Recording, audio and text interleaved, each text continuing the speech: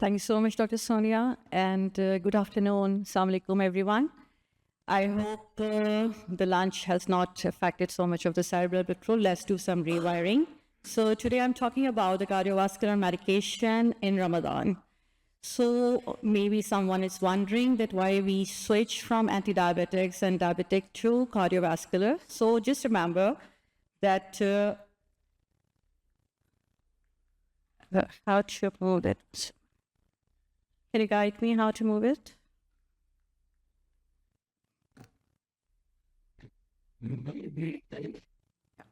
So just remember that cardiovascular diseases are completely hand-in-hand goes with all the patients who are diabetic. And so is the medication, which are part and parcel of the prescription of any diabetic patients. So we all are aware that Ramadan has its own effect on the normal physiology as well as the abnormal physiology of the patient who harbor abnormal endothelium. And it takes its toll on those patients by having a different pharmacokinetics, by metabolic changes, and the absorption issue. Along, don't forget the circadian rhythm changes, which can lead to the sympathetic overstimulation and can cause some deleterious effect on those patients who have some kind of cardiovascular disease. So what we are dealing with when we talk about the cardiovascular disease condition, the usual diseases which are part of any diabetic patient include hypertension, ischemic heart disease, congestive heart failure, stroke, and atrial fibrillation. And what are the common medication associated with those conditions include antihypertensive, not limited to diuretics, beta blocker, calcium channel blockers, and anticoagulants, which include the vitamin K antagonist and direct oral anticoagulants agents, antiplatelets agents, which include aspirin, clopidogrel, and ticagrelor, and nitrates, anti-anginal therapy, and definitely statins. So most of your patients, whether you deal in a general practice, family physician, diabetologist, or cardiologist, most of your patients who are diabetic, they must be having a lot of cocktail of medicine, including these kind of medications. But why we should be concerned about this? So for the cardiovascular medication during Ramadan fasting, there are some concerns. If you remember or you're reminiscent about your last patient you saw, part of your pre-Ramadan structured education was largely focused on adjusting the anti-diabetic therapies. Yet, comprehensive review of all prescribed medication is often overlooked. Patients with a cardiovascular and multiple chronic conditions frequently have a high pill burden, sometimes many of them requiring more than 10 pills per day, increasing the risk of non-adherence during the fasting.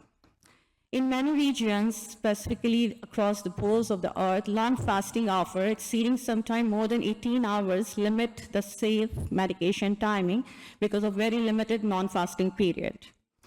So how these concerns for cardiovascular medication translates into Ramadan fasting. So we have concern about the safety. For example, if you looked at how the safety can be effective for those patients, it carries an increased risk, specifically talking about diuretics in combination with nitrates and SGLT2 inhibitors. Patient may be having predisposition to the risk of dehydration, acute kidney injury, electrolyte imbalance, and hypertension.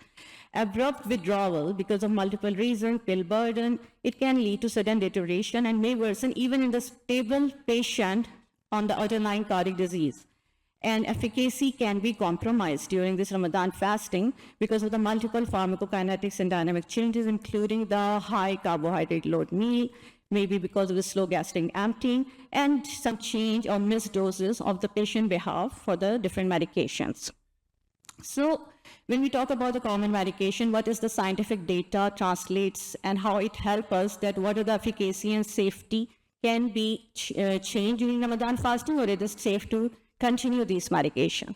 So let's address this one by one, that what is the publication has been done so far into these agents. So there is one publication including understandably talking the use of the diuretics, because as a agent, diuretics are associated with natriuresis, diuresis, so they can definitely result in the risk of dehydration. So there is one recent study just published from the Turkey, and it addressed a prospective trial, including the intervention group and the control group. And it took that patients who are on ACE, ARB, along with the diuretics. And the intervention group were 100 in numbers. And control group is also the same number of patients, but they were not fasting. And the study concluded that during Ramadan fasting, none of the patients had any deranged renal function tests, neither they have any significant change in their blood pressure values. So this study gave us kind of safety signal that diuretics can be given safely in those patients who are fasting Ramadan. Another study published in 2020 is included the newly diagnosed hypertensive patient, and they did ambulatory blood pressure chart for this patient. It has a group of diuretic users versus the non-diuretic users. And the patient themselves work as a control for themselves after the post-Ramadan BP charting. Again, this study shows that the patient who were having the diuretics, they have a better systolic and diastolic BP reading throughout the Ramadan as well as the post-Ramadan, and they didn't find any change in their other parameters while they were fasting compared to the non-fasting period. Another study which is very important in terms of the timing, because many of us believe that when you give diuretics to a patient, you should prescribe them during the iftar time to avoid the risk of dehydration during the long fasting hours. This study is peculiarly cross-section study. It included the hypertensive patient, and these patients are divided into the patient who took their antihypertensive, including diuretics at iftar time, versus those who took the suhoor time. And this study very uniquely showed that patients who took during the suhoor time have a better blood pressure control compared to the patient during the iftar time. So one of the query addressed by this study solved the dilemma that whether you give the patient during suhoor time, maybe they will end up in having more symptomatic hypertension or risk of dehydration. But this conventionally belief was proven wrong by this particular study. Compared to the diuretics, there are no direct studies which address the use of other ACE, ARB, calcium channel, or beta agonists, but there is plenty of evidence, if we extrapolate from the other studies done, that the use of these medication actually did not cause any major problem in those patients who were fasting in Ramadan. One of the latest study by Alams et al., it is a very particular study in that way that they particularly look into all the patient drug profile, and the patient were having preserved ejection fraction. These patients who were complying with the medication having the fasting Ramadan compared to those patients who were drug compliant but not fasting. And they find the results that fasting patients during Ramadan have a better profile in NIHA functional grading, and all of the categories got better at the end of the Ramadan. So it gives a proof that if you are compliant with medication and still you are compliant with all kinds of drug agents and you fast Ramadan, you may have better profile of heart failure symptoms, as well as your diastolic dysfunction can get better. There is one recent study released in September 25, and this is a two-center prospective study which included the patient with a reduced ejection fraction. Again, this is study having a key outcome about the symptoms of heart failure, but they meticulously look into each and every group of antihypertensive, anti-anginal, and anti-failure medication in both fasting and non-fasting group. So if you take example only of the fasting group here, and see the patient who were fasting while on this medication and have adverse events compared to those who do not have adverse events, we do not find any significant changes in those two groups. So yes, the patient who took this medication did not experience any adverse event of consideration, including the hospitalization with heart failure, acute coronary syndrome, stroke, transient ischemic attack, or atrial fibrillation. So this study also gave us a safety signal that patients who are on multiple agents, including digoxin, nitrates, any kind of blockers, A and ARB, they do not suffer with any major adverse event, even while during fasting. So come to the another class, which is always of the concern for us, is include the anticoagulants. So vitamin K antagonist or direct oral anticoagulant group has been addressed in plenty of studies so far. So if we talk about anticoagulation group, there is one recent published from Tunisia. The group has done the safety and effectiveness of apixaban, which is a diaryl oral coagulant for the stroke prevention during Ramadan. So this study is a multi-center observational cross-sectional study, and it included 257 patients with non-valvular atrial fibrillation. And this study showed that despite the almost 20+ % of patients missed at least one dose of apixaban, it did not affect the treatment efficacy during the study period of Ramadan. 4.7% of patients have some minor bleeding episode, but there is no ischemic event were reported during the whole study period. Another study by Alayub et al., released in 2021, again showed us the safety signals of the oral anticoagulant in the patient who have non-valvular atrial fibrillation. And 40% of the patients were on rivaroxaban, 74% were on dapigatran. And the key outcome showed that use of DOACs during Ramadan reported therapy as a safe and effective with no signal of excessive bleeding, neither of any new thrombotic events. And it suggests that we should prefer the direct oral anticoagulants, which should be of the once daily regimen to improve the patient adherence, so we can avoid the timings during the sahur and fatur for those patients.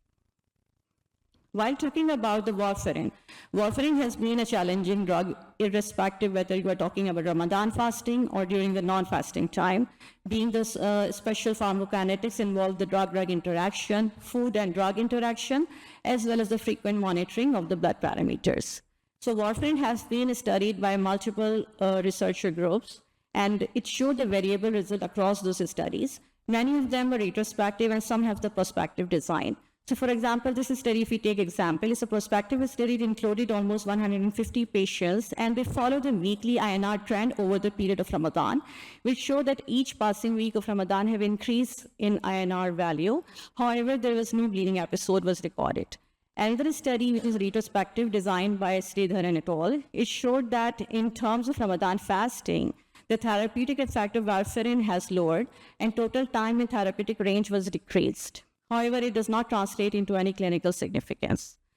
A very large study done by a retrospective collection from the Dutch registry that include mostly the Moroccan Muslim population from the different centers, and they collected the data for the people who were fasting Ramadan while on warfarin.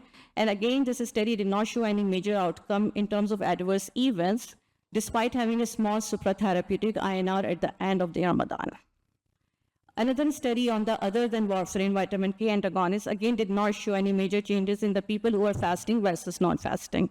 So warfarin has a lot of data about the INR stability, and if you see this study particularly have the major supratherapeutic change in the Ramadan despite having no clinical outcome. And mean INR changes by the Lay et al. In the large prospective study again did not show much. A systemic review, which is carried out almost on the 5 studies, including 446 patients, concluded the use of warfarin as that although there is some minor changes for the supra and under therapeutic value of INR have been noticed, and it needs to monitor closely post-Ramadan.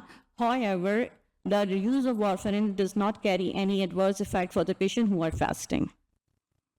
So when we talk about vitamin K antagonist or DOACs, there is a very important study carried out by Batarfi et al. It is a multi-center cross-sectional study, and the key parameter was looked after that how the patient changes their own medication during the time of Ramadan fasting. And they used almost 800 plus patients for this study. 68% were on warfarin and 31.6% were on DOACs. 53% of the patients did modification of therapy, and 38% of them actually did by themselves without consulting any healthcare provider. Most of the people who did the self-modification, they were on the BID regimen for this medication. 31% only adjusted the timing. Instead of taking the 12-hourly, they did some changes in terms of the timing, and 13% escaped the dose completely. And some patients did, instead of having a BID dose, they took 2 tablets together as an OD dose. So those patients who did self-modification, 11% got hospitalization because of various reasons. And the study concluded that there is a high self-modification rate, including the anticoagulant therapy, which need the structured counseling. So anticoagulant have been studied very well. What about the other agents? Antiplatelets, aspirin, and Plavix have been done by the group of Boida et al. And they mentioned that particularly diabetic patients have demonstrated resistance to the action of the aspirin and the Plavix.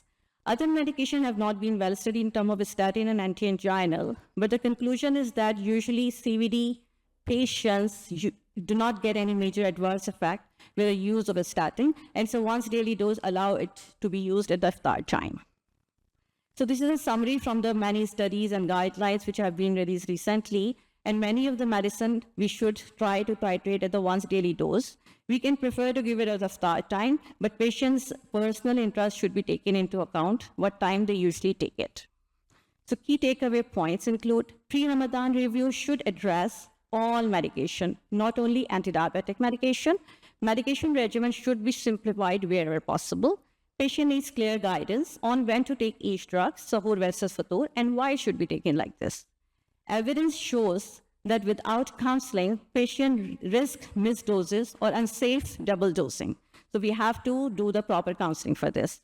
Monitoring involves the INR, renal functions, and blood pressure, and warn the patient about the risk of orthostatic hypotension, especially in the case of combination therapy.